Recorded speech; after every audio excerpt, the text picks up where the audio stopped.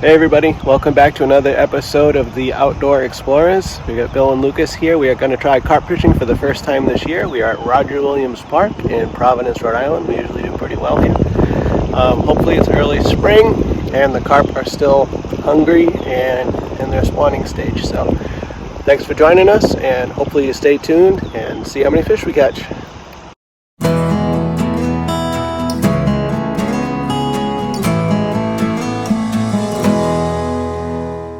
Everybody, so we've got these two rods in the water with our bite alarms set. We've got one aimed out that way underneath that direction of the tree, one out towards the center, and then we have one bombed out towards that aerator with the rod set up on the bite alarm. We've got a wild Lucas and his natural. A wild Lucas.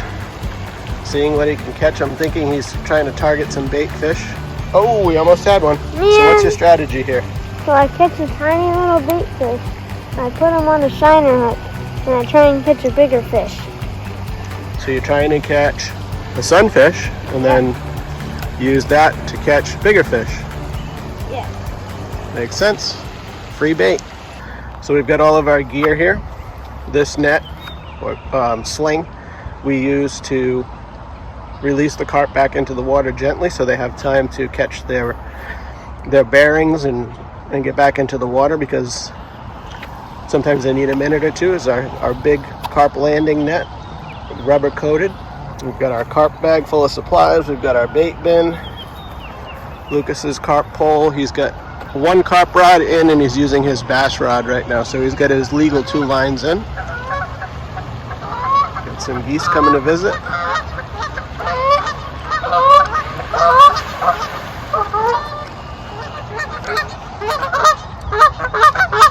Chatting it up with these other guys,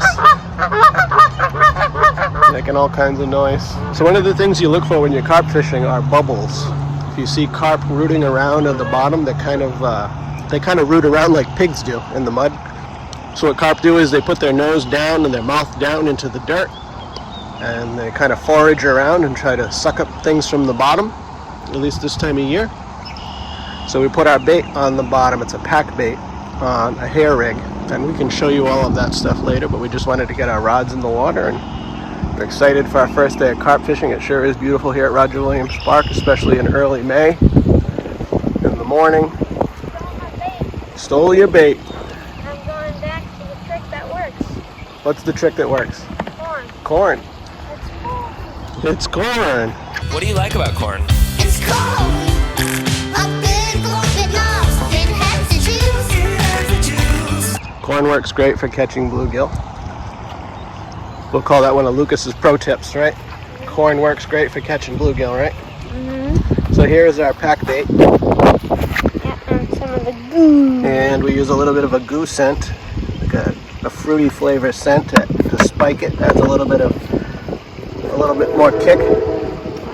So that is panko breadcrumbs mixed with sweet corn, including the water from the can, and a pack of strawberry Jello brand Jello mix. And you mix it up real good with the water from the can. You just kind of mix it up by hand until it's consistent.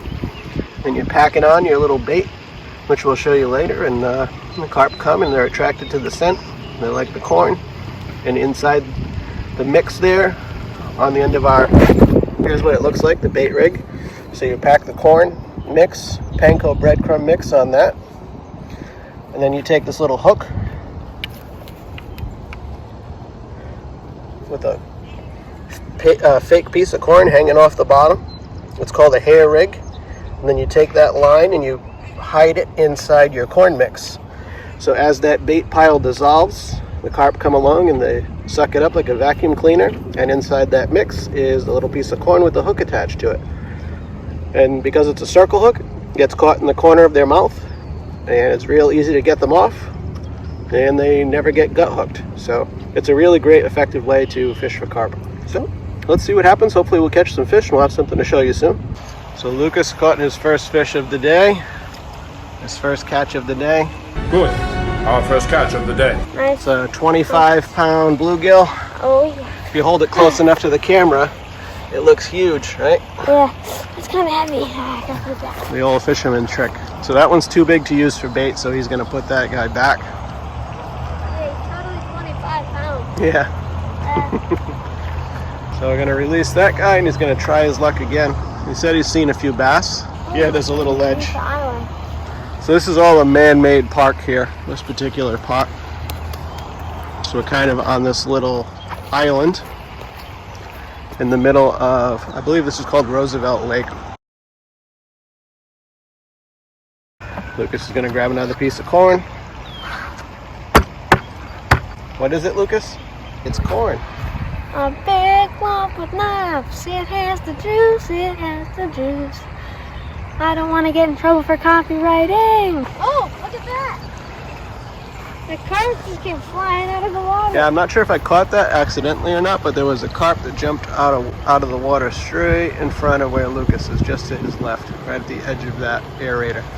So that aerator is a decent spot to catch carp, especially as the weather gets hotter, because the water is nice and oxygenated. But we've always had really good luck around here.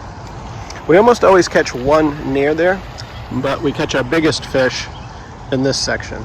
So we figured we would try this first, give it a few hours.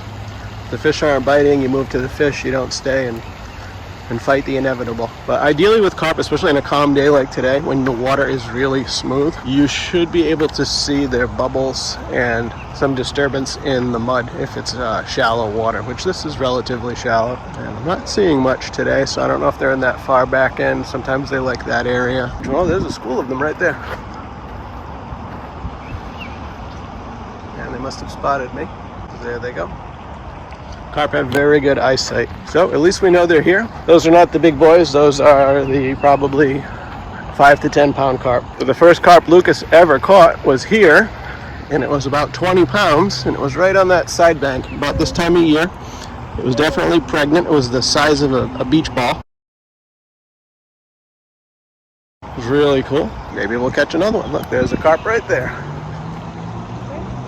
Right in front of us there. Oh yeah. So if you don't have a strong enough pole and you catch a carp, it could very easily break your pole. Carp are very strong. They're deceptively strong. That's why we use these big catfish poles. So the poles we use are not traditional carp poles. Carp poles are very long, and when we first got into carp fishing, didn't make a whole lot of sense to get like a 9-foot pole. So we got these Silver Cat Elites. They're catfishing poles. They have a ton of backbone. Actually, it's 7 foot 6 inches, and it's ready to catch some big fish. So we kind of wanted a pole that was versatile, that could do just about anything. You could even use this off a pier, you know, for shore fishing or ocean fishing off a dock or off a pier. So it serves a lot of purposes, and we've got these nice Daiwa bite and run reels, and they have the drag system on the back. So that way you flip that switch, and that sets the drag, like a drag brake, to off, so that way if a carp grabs your line, he starts running with it. If you don't have that set, he's going to take your whole pole and put it right in the bottom of that lake, and you're never going to get it back. So what that allows it to do is the reel spins and just line comes out, and it sets off this bite alarm. It gives an audible and visual alarm, so that way you know you have a fish. You just come run over, start reeling, and it flips that drag brake off, and you just reel as normal. It's a really great invention. And we'll put out a video that shows all of our gear and a little bit more detail at another time. Breaking news. Lucas is going to try what? The shrimp. No, not a shrimp. It's a crayfish. So Yep. it's Carl. Yes, Carl the crayfish. Carl the crayfish. Going to switch baits, try to work the bottom. Probably a good idea. Okay, so Dad just got one on the line. Hey, stop resisting. Pretty good size one. See here. See if Dad can land this fish. Yeah, it is.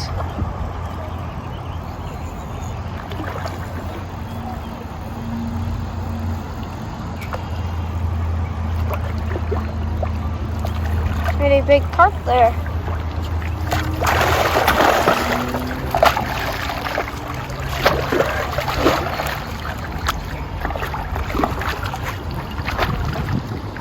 And we got.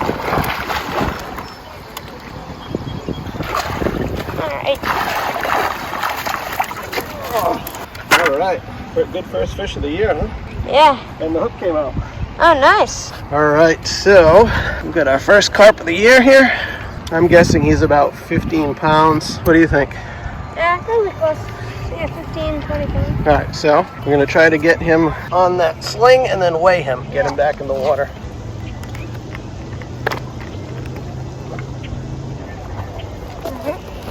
See here? Gonna turn on the scale. So the net weighs, I think, about 2 pounds or a pound. I don't remember. Yeah, it goes like 2 pounds. 15, 12. Yeah, it was pretty close, right? I thought Yeah. 15, so it's probably about 14. And we got it. All right, Pretty big one. not a bad fish for the first fish of the year. Yeah. So we use this special sling called the carp sling, and we hold him in the water and let him slowly acclimate himself until he gets strong enough to get back in, and he looks like he's ready to go. That didn't take long at all for him to be ready to go back, so that's a good, Yeah, it's a good that's a healthy good one. release. Yeah. When they swim off like that, nice and quick, that's a good release. That's what you're looking for. Yeah. All right, let's see if we can get another one. This carp just taunting us, coming right up to our lines, swimming underneath them, circling around. Well, so far we've got one. Hopefully we'll grab another one before the day is done. We've only been here for about, I don't know, 45 minutes. Lucas is still diligently working on trying to catch the bass. Kid's got fishing in his veins for sure. Loves to fish. He usually outfishes me, so next carp that we reel in will be his. So we'll see how that goes. All right, we got him away from the corner.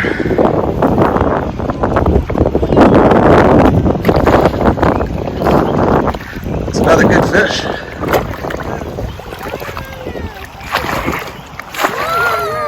All right. I'm wondering if it's the same one. Yeah, it kind of looks like it. That's a big fish. How you doing today? All right, bud. That's a nice fish. I'm wondering if it's the same one. What do you think? Maybe. Let's weigh him up. All right. So Lucas's first carp of the season. It is, with the net, 14 pounds 4 ounces. I believe the net weighs 1 pound. We'll double check that. But so that's about a 13.5 pound carp. What do you think, buddy? Pretty good. Put up a good fight. He tried to hide over there, but we're gonna get him. All right, so we got our poles rebaited, recast, back out in the water. So far we're 2 for 2 on fish on this side, so I think we'll give it another half an hour and then maybe just move over to that other bank. But like what just happened with Lucas and that carp, sometimes a carp will swim with your line and get hung up or try to bury himself in safety. So in this case, the carp went around this corner to try to hide in that corner, and if we reeled and reeled and reeled, we wouldn't have been able to get him out, or we would have broken our line off on the rocks that are over here. So a lot of times what a good strategy is, and it's a strategy that a lot of professional carp fishermen use in tournaments, people that are fishing with line. So the little trick I learned is you don't fight it. You release the drag, your drag brake, shut that off or turn it on, however you want to think about it, so that way if the fish pulls on it, there's no tension on the line just unspools freely.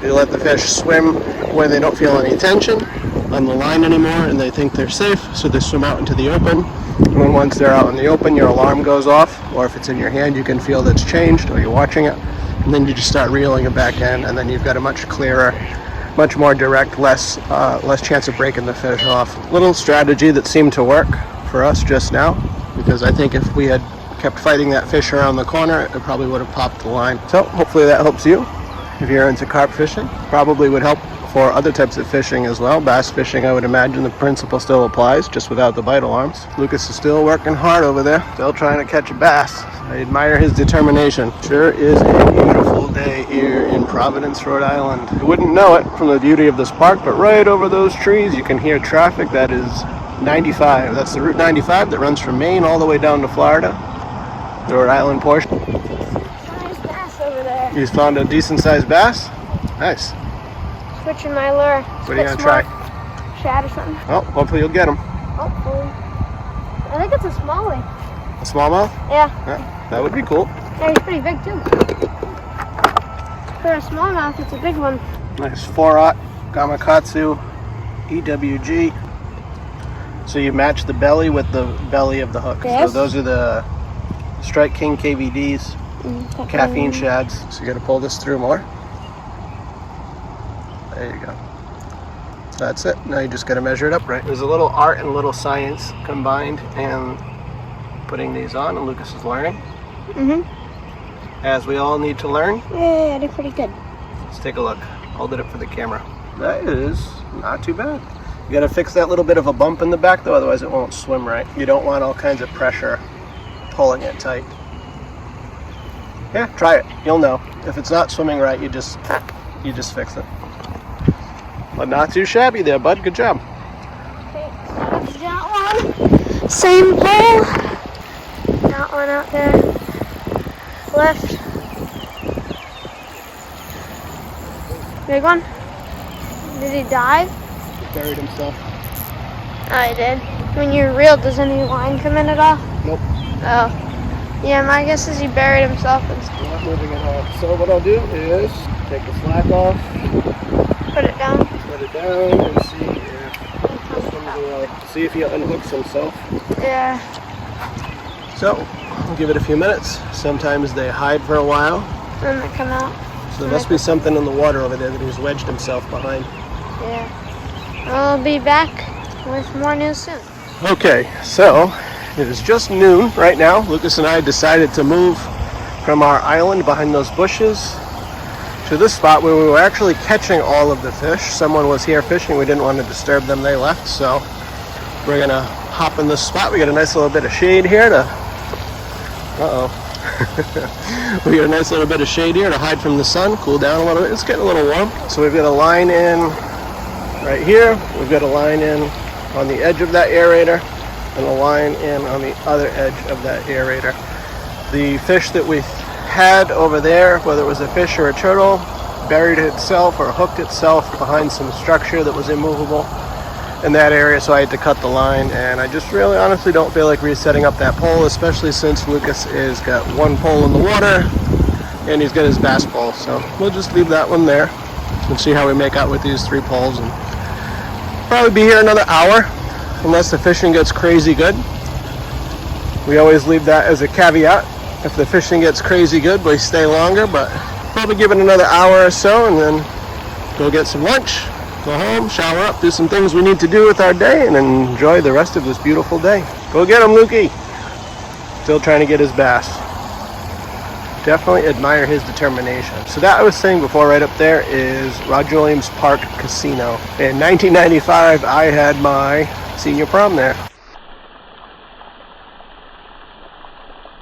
All right, we got a bite here on one of Lucas's rods. Yep, we were just packing them up. Yeah, we're thinking about packing it up. And as soon as we think about packing it up, it's usually recipe to land a carp. Yeah. So just keep steady pressure on the reel. You don't have to fight them. Just keep pressure on the line. With carp, you don't want to rip too hard. Their lips are very soft, so you really have to figure out the delicate balance of what is strong enough and what is not. All right, buddy. Nice fish. All right, let's get him unhooked. We'll get him weighed, get him unhooked. He's actually already unhooked. Even that's the best when you've landed it and the fish comes off the hook automatically for you. I would say this one's probably about 10 to 12 pounds. Yeah, it's a little bit smaller. Definitely smaller than the other ones, but it's still a nice fish.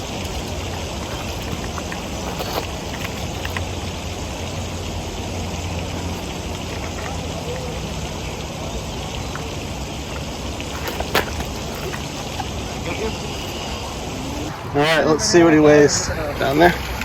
Hello, How are you? very good. That was similar to me. It's okay with the Havari.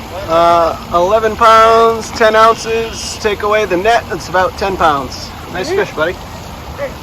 Nice fish. Whenever we catch these, whenever we're here, it's a very public area. Everybody comes over to check them out because the fish are really cool. But let's get this guy unhooked. Well, he's already unhooked. Let's get him back in the water. It looks like he's got plenty of life left in him. All right, so we'll put him in the water. Let him try to regain his strength. He seemed to be quite feisty, so it shouldn't take very long. He's already ready to go.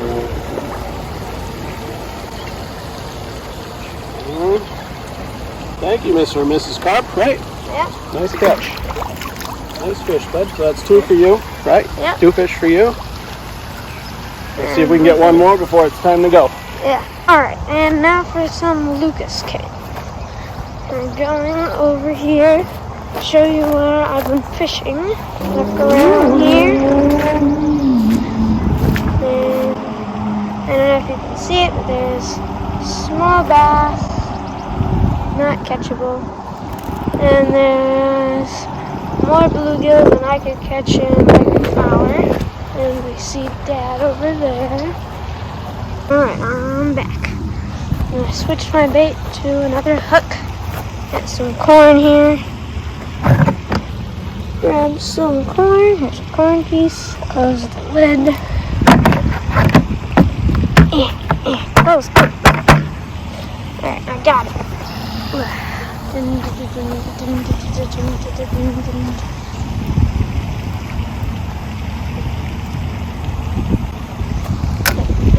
I don't know if you can see the bait or not. Yeah, I see it crappy down there. Oh! Ah! I almost had one. Anybody down there? Oh, eat it. Eat it already. Thank you for watching the first episode of Lucas Camera. Now we're giving the camera back to Sir Dad. Oh no! Extreme close-up. I don't think anybody wants to see that. No, probably not. Lucas is still at it. Really admire his determination. Oh, here he comes. He's charging. We've been spotted. We've been made. We've been made. Uh-oh. Extreme close-up. Yep. And Lucas has another one right as we were ready to leave. The bite alarm started screaming. Remember, don't horse it. Come off. Yeah. He ran that way. Yep. Well, at least you had a bite. Yep. That was fun. Yeah, it was fun. All right, let's pack up. We hope that you guys have had a good time watching our video, carp fishing here in Rhode Island at Roger Williams Park. And we hope that you've enjoyed this video, and we look forward to the next time. Until then. Click like and subscribe. All right, guys, we'll see you next time. Thanks.